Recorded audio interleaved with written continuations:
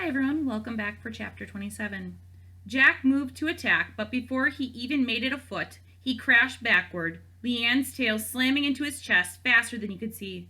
Bouncing off him, the eye crashed into Mako, sending the merman tumbling into Philip, while a stray lightning bolt from Meghan almost hit May before Lian smashed the mermaid into the coral wall hard enough to knock her still. All this happened before Jack could even move again. As Jack slowly pushed himself up from the ground, gasping for water, Lian picked up Jack's sword again and waved it around a bit. "I hadn't ever held the sword of either eye before meeting you," she said. "The charmed one must have been pretty powerful. He's done things to the sword, changed it somehow. I'm impressed." "You're going to be a lot more impressed in a second," Jack said, still on the ground.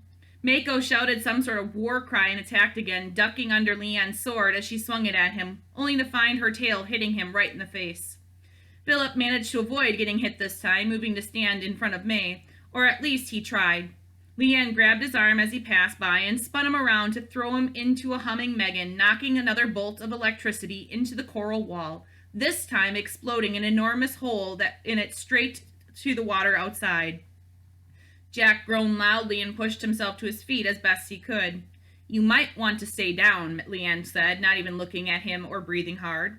Mako roared and attacked once more, and this time Lian sighed as her sword went back into its sheath, and she blocked every one of his attacks with just one hand. "Seriously," she told him, effortlessly moving faster with every blow. "Any time you want to stop, this would be fine." One last block, and she smashed him in the face with the hilt of Jack's sword, then turned to find Jack plowing right into her. Or at least, that was the idea. Instead, Lian was suddenly 2 feet to the side, and Jack slammed into the coral wall. Uh-oh. "Uh-oh is right, Jack," she said with a smile. "That almost had a shot of working. Kind of like your whole trying to save all those fairies for your little princess. How's that going for you, by the way?" Jack took a deep breath, forcing himself to focus. Only something else seemed to take over instead. His eyes went black, and time seemed to slow down as if it had in the past. Without thinking, he grabbed a piece of broken coral from the wall and whipped it at the spot where Lian was standing, then leapt to her side just as quickly. Lian dodged the coral, throwing herself into Jack's path. Jack's momentum slammed her into the wall right next to Philip, and in that fraction of a second, when she was dazed, Jack grabbed his sword from her hand and held it to her throat as the color drained back into his eyes. How had he just done that? "Oh, that's fun," Lian said, blinking. Her sword leapt off her back and slashed Jack's out of the way, freeing Lian. "Looks like someone else took over there for a second, huh?" She swam out of Jack's reach, watching him closely. "I always wondered how good the Charmed One really was. Maybe now's my chance to find out." And then Lian attacked. Every time Jack struck at her with his sword, she easily parried it, then slapped Jack with the flat of the sword. Over and over this happened, each time humiliating Jack, if not hurting him. Whatever had helped him before, when time had slowed down, wasn't doing much now, and Jack quickly grew angrier and angrier.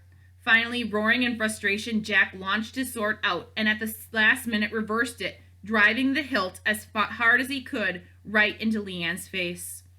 The eye pulled back at the last moment, and Jack's attack barely missed her nose. "Oh, well done," she said, almost looking surprised. "But maybe it's time to stop messing around." With that, faster than Jack could see, the eye slammed him against the coral wall.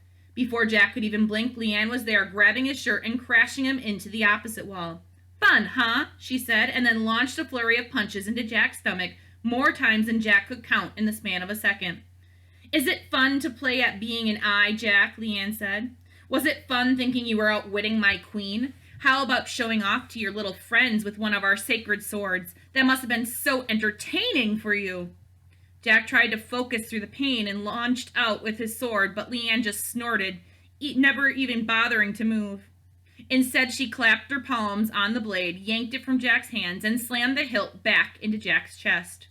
"You don't get it, do you?" she said, slapping Jack in the face with her tail, and then slamming him down onto the floor. "You can't save them. You can't even save yourself. You play at being some kind of hero, but you're not. You have no idea who you really are, and you never will."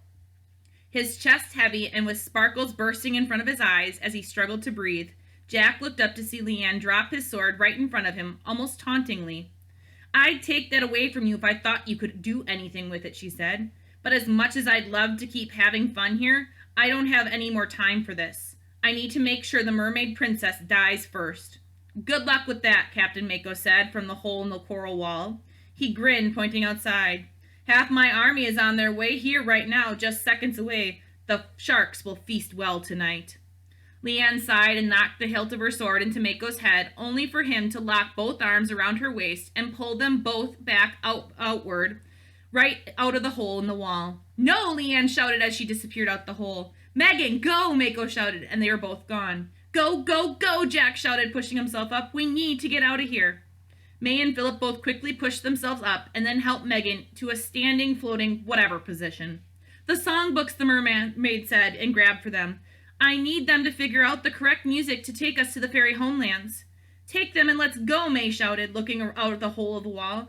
Right now there are about 1,000 mermen swimming this way, and I'm pretty sure they're not going to be thrilled to see humans. My father can't know about this, Meghan said, almost pleading with them.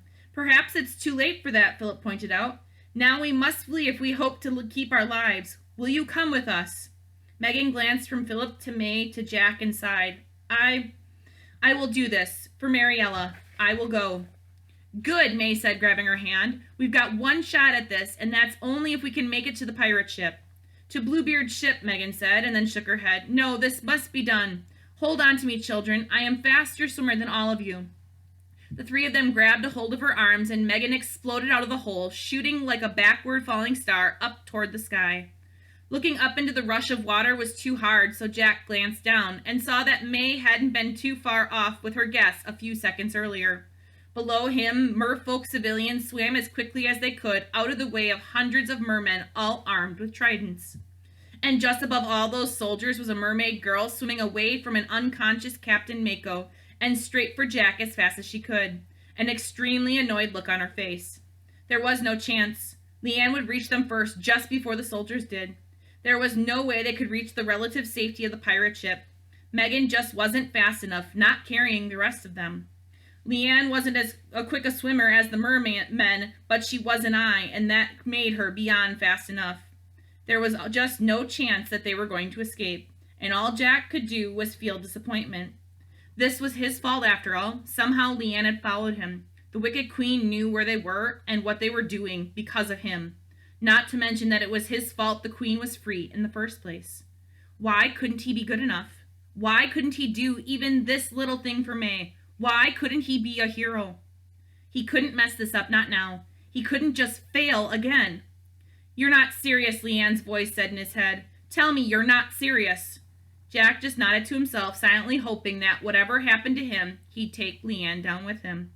You can't be this stupid, Jack, Lian said in his head, while below she glared furiously at him, getting closer every second. They're going to get caught anyway. No, they won't, Jack whispered to himself. I'll make sure of it for once. No, Lian shouted. Yes, Jack said, then turned to look up at Philip, Meghan, and his princess one more time. He watched May for a moment, watched as her hair covered her face from the water flow, watched how tightly she held on to Meghan, and in his head, he said goodbye. Then Jack let go of the mermaid. And just like that, May glanced down and saw him. Her eyes went wide and she yelled something, but by that point she was much too far away.